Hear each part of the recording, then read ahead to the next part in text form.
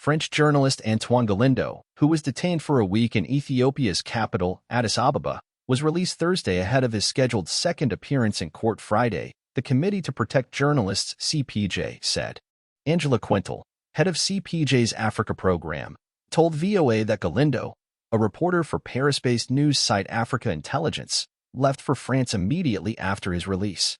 Unfortunately, the local politician whom he was interviewing when he was arrested remained in jail and appeared in court today, Quintal said. Galindo was arrested February 22 while interviewing Bader Jessa, a political officer for the opposition party, the Oromo Liberation Front, and they were both charged with conspiracy to create chaos. 2 days later, Galindo was brought before a judge who granted a one-week investigation period for police to search the journalist's mobile phone and apprehend other suspects who were complicit. Sources who attended Friday's hearing and asked to remain anonymous because of fear for their safety told VOA that police told the court that Galindo was released on bail and asked for an additional 5 days of investigation. However, Quintal said, if he was released on bail, he would not have been allowed out of the country, adding that French diplomatic efforts may have helped gain Galindo's early release.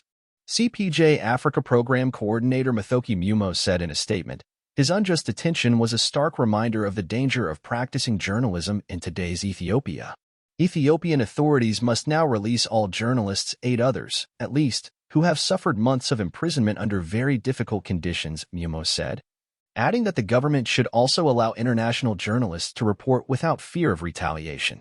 Stressing that Galindo's arrest showed there was no press freedom in Ethiopia under the current government, Quintal sought to use the momentum of his release to draw international attention and advocate for the release of all Ethiopian journalists in prison. Quintal said, you can't have one standard for a foreign journalist and another for a local. The vast majority of journalists in jail in Africa are actually local journalists.